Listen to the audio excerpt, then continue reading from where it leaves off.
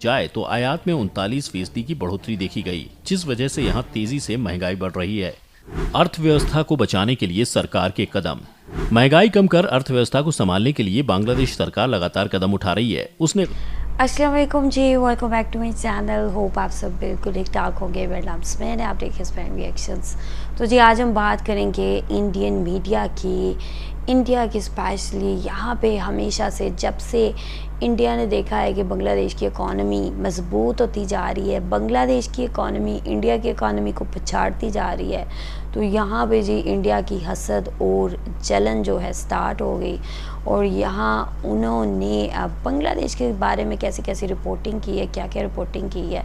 कभी कुछ जी बांग्लादेश तो अब बिल्कुल तबाह हो चुके हैं, बांग्लादेश की इकॉनमी जो है श्रीलंका जैसी बनने जा रही है। ठीक है, अब बांग्लादेश के जो हालात हैं बिल्कुल बांग्लादेश को श्रीलंका के साथ कंपेयर किया जाता रहा है। यहाँ पे पूरी दुनिया में इन्फ्लेशन देखी गई। कोई भी ऐसी कंट्री नहीं है जो कि इन्फ्लेशन से बची हो।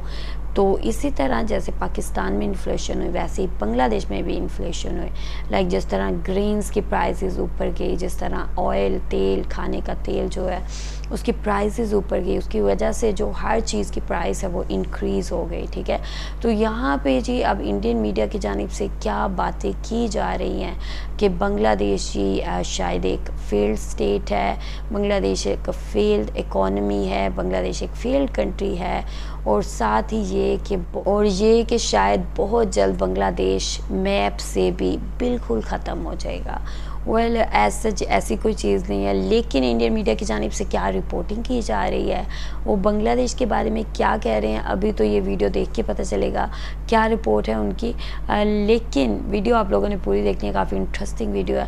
वीडियो देखने से पहले अगर अभी तक आप लोगों ने मेरे चैनल को सब्सक्राइब नहीं किया हुआ तो मेरे चैनल को जल्दी से सब्सक्राइब कर लें, बेल आइकन को क्लिक करके ऑल पे क्लिक कर दें, ताकि जब भी वीडियो अपलोड करूँ आप लोगों को लास्ट भी नोटिफिकेशन मिले। वीडियो को जल्दी से लाइक कर दें, लाइक का बटन सामने है उसे जल्दी से क्लिक कर दें। तो चलते हैं, देखते हैं वीडियो, लेट्स गो। दोस्तों, एशिया का एक और देश इस समय आर्थिक संकट से जूझ रहा है। ये देश कोई और नहीं बल्कि भारत का पड़ोसी देश बांग्लादेश है। यहाँ इस समय महंगाई अपने चरम पर है। साल 1971 में आजादी के बाद से कभी बांग्लादेश में इतनी महंगाई नहीं रही है, जिससे यहाँ की जनता सरकार से काफी नाराज है। यहाँ रातों रात पेट्रोल और डीजल के दामों में करीब 50% की तेजी आ गई, जिससे यहाँ की जनता सरकार के खिलाफ सड़कों पर प्रदर्शन करने लगी। साथ ही गुस्साई जनता ने पुलिस वैन को आग के हवाले कर दिया। तेलों के दाम में आई तेजी की वजह से यहाँ की सरकार को डीजल से बिजली बनाने वाले कारखानों को बंद करना पड़ा, जिसकी वजह से यहाँ 13 घंटों से ज्यादा लोगों को ब्लैकआउट का सामना करना पड़ा। इस तरह की तस्वीरें हम पहले भी किसी देश में देख चुके हैं। वो देश कोई और नहीं बल्कि श्रीलंका है। क्या आप कहीं बांग्लादेश दूसरा श्रीलंका तो नहीं बन जाएगा? आइए देखते हैं इस वीडियो में क्यों चरमराई बांग्लादेश की अर्थव्यवस्था। कोरोना की वजह से सभी देशों की आर्थिक व्यवस्था पहले ही चरमरा गई थी। कोरोना के बाद जब अर्थव्यवस्था में थोड़ी तेजी आना शुरू हुई तो रूस और यूक्रेन के बीच युद्ध हो गया, जिसके बाद सभी देशों की अर्थव्यवस्था की कमर टूट गई। युद्ध के चलते यूरोप के देशों में टेक्सटाइल की मांग पर तेजी से कमी आई, जिसका असर सीधे तौर पर बांग्लादेश की अर्थव्यवस्था पर पड़ा।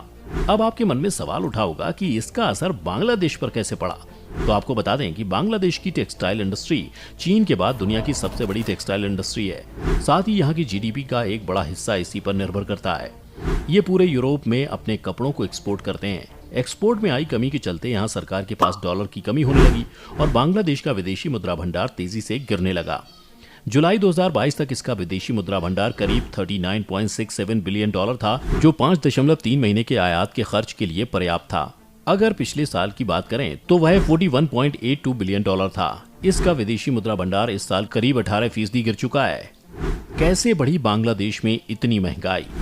रूस और यूक्रेन के युद्ध के बाद अमेरिका ने रूस के ऊपर कड़े प्रतिबंध लगा दिए, जिसके बाद से ज्यादातर देश गल्फ देशों से तेल लेने को मजबूर हैं, जिस वजह से इंटरनेशनल मार्केट में कच्चे तेलों के दामों में काफी तेजी आ गई। युद्ध की वजह से बांग्लादेश की करेंसी टका में करीब 20% की गिरावट आ गई, जिस वजह से उसे तेल खरीदने के लिए ज्यादा दाम देने पड़ रहे हैं, जिस वजह से यहाँ पेट्रोल डीजल की कीमतों में तेजी आई है। बांग्लादेश की अर्थव्यवस्था का एक बड़ा हिस्सा उसके द्वारा बनाए जा रहे कपड़ों के निर्यात पर निर्भर करता है। युद्ध की वजह से इसके एक्सपोर्ट में कमी आई, जिसके चलते व्यापार घाटा भी तेजी से बढ़ा है। आपके मन में ये सवाल उठा होगा कि व्यापार घाटा क्या होता है। तो आपको बता दें कि एक देश अपनी जरूरत की चीजें दूसरे देश से मंगाते हैं, जिसे आयात यानी इंपोर्ट कहा जाता है, और दूसरे देश को उसकी जरूरत की चीजें देता है, जिसे निर्यात यानी एक्सपोर्ट कहा जाता है। इंपोर्ट और एक्सपोर्ट के बीच के फर्क को व्यापार घाटा कह सकते हैं। रिपोर्ट के मुताबिक जुलाई 2021 से लेकर मई 2022 के बीच 81.5 अरब डॉलर का आयात किया गया, जिसकी तुलना पिछले साल से की जाए तो आयात में 39% की बढ़ोतरी देखी गई, जिस वजह से यहाँ तेजी से महंगाई बढ़ रही है। अर्थव्यवस्था को बचाने के लिए सरकार के कदम। महंगाई कम कर अर्थव्यवस्था को संभालने के लिए बांग्लादेश सरकार लगातार कदम उठा रही है। उसने गैर जरूरी चीजें जैसे महंगी गाड़ी, गहनों, लग्जरी चीजों को विदेश से खरीदने पर रोक लगा दी है, क्योंकि वहां कोई इंसान किसी चीज को विदेश से खरीदेगा तो सरकार को उसका पेमेंट डॉलर में करना पड़ेगा, जिस वजह से वहां विदेशी मुद्रा भंडार में कमी आएगी। साथ ही अगर इंपोर्ट कम होगा तो डॉलर भी कम खर्च होगा और सरकार को विदेशी मुद्रा भंडार से कम खर्च करना पड़ेगा। साथ ही महंगाई को कम करने के लिए सरकार रूस से सस्ता तेल लेने का प्लान कर रही है। इसके लिए वो भारत से मदद मांग रही है और पूछ रही है कि भारत कैसे रूस से सस्ता तेल ले रहा है। अगर बांग्लादेश पेट्रोल और डीजल की कीमतों पर काबू पा लेता है तो करीब करीब महंगाई पर काबू पा लेगा। साथ ही बांग्लादेश ने चीन से भी आर्थिक मदद मांगी है, पर चीन ने बांग्लादेश की आर्थिक रूप से मदद करने के लिए मना कर दिया है। साथ ही बांग्लादेश ने एशिया डेवलपमेंट से कर्ज की मांग की है और वर्ल्ड बैंक से भी कर्ज मांगा है और दोनों ओर से उसे कर्ज न मिलने की उम्मीद दिखाई दे रही है।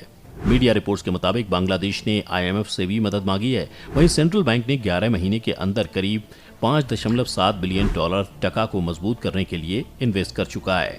चीन अपनी विस्तार नीति के तहत कर रहा बांग्लादेश को बर्बाद।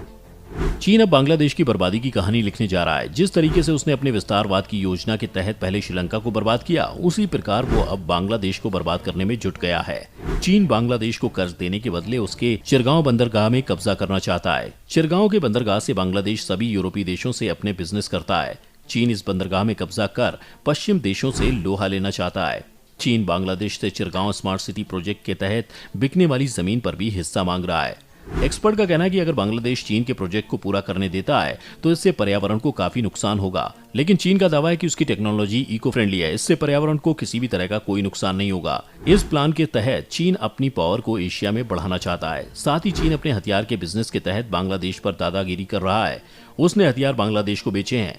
उसमें कई हथियार बांग्लादेश के लिए चाइना का माल साबित हुए हैं। लगभग सभी हथियार खराब हो चुके हैं। साथ ही हथियार के लिए स्पेयर पार्ट भी वो बांग्लादेश को नहीं भिजवाता और हथियार में खराबी आने पर खुद के तकनीशियनों को भेजकर मोटे चार्जेस वसूल करता है। बांग्लादेश चिरगांव बंदरगाह में जहाज बनाने जा रहा है, जिसमें चीन काफी दिलचस्पी ले रहा है, पर बांग्लादेश की नौसेना चीन के पुराने रिकॉर्ड से खुश नहीं है, जिस वजह से वहाँ की नौसेना पहले से ही चीन के लिए सतर्क है।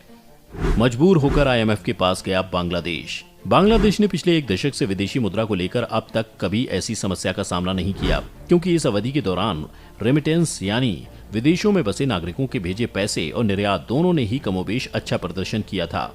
लेकिन अब पूरी दुनिया में जो स्थिति पैदा हुई है, उसके कारण रेमिटेंस पर नकारात्मक प्रभाव पड़ा है।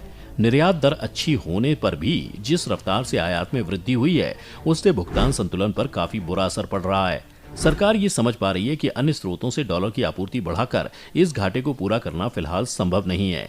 इसलिए कहा जा सकता है कि बहुत कुछ मजबूर होकर बांग्लादेश IMF के पास गया है। दो अन्य दक्षिण एशियाई देशों श्रीलंका और पाकिस्तान ने भी IMF से ऋण का अनुरोध किया है। श्रीलंका पाकिस्तान जैसे हालात अभी नहीं।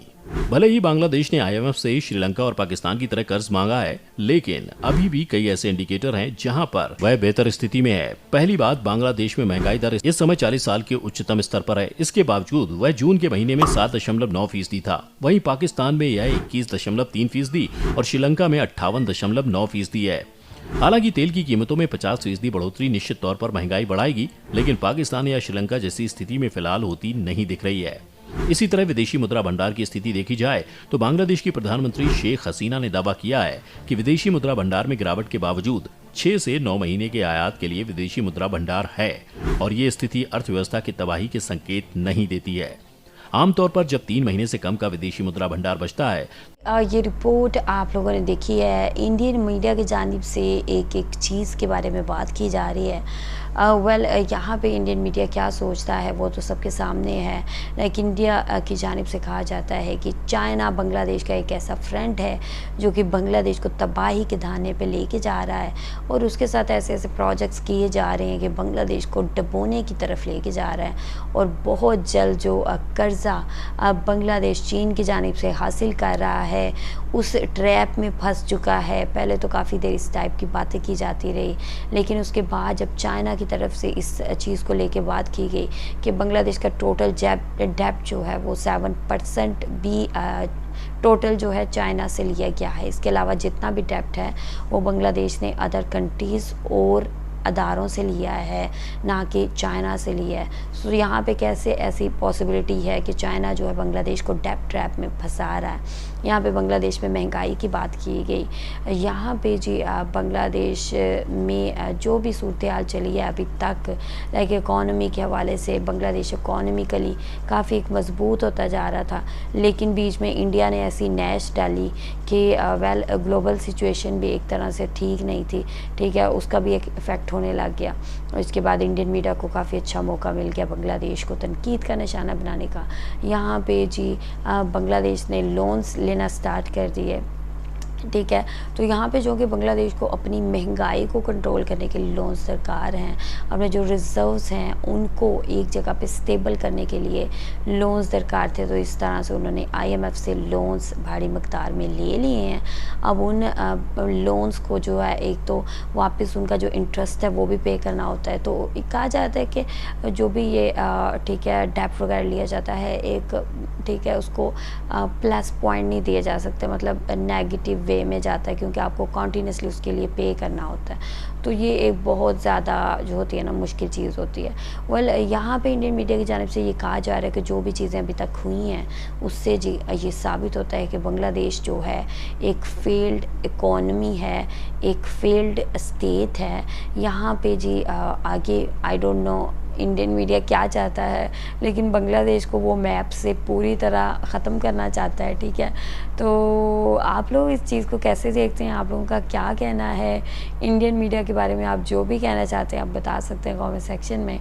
ये रिपोर्ट तो आप लोगों के सामने है, आप लोगों का जो भी पर्सपेक्टिव है आप लोग बता सकते हैं कमेंट सेक्शन में। वीडियो को आप लोगों ने लास्ट में लाइक करना है, लाइक का बटन सामने उससे जल्दी से क्लिक कर दें। वीडियो को आप लोगों ने लास्ट में शेयर करना है अपने फ्रेंड्स और फैमिली के साथ। मेरे चैनल को सब्सक्राइब नहीं किया हो तो मेरे चैनल को जल्दी से सब्सक्राइब कर लें, बेल आइकन को क्लिक करके ऑल पे क्लिक कर दें, ताकि जब भी वीडियो अपलोड करूं आप लोगों को लास्ट में नोटिफिकेशन मिले। अगर आप लोग मुझे फॉलो करना चाहते हैं तो आप मुझे इंस्टाग्राम और फेसबुक का पेज है, वहाँ पे जाकर मुझे फॉलो कर सकते हैं। I will see you guys, till then take care.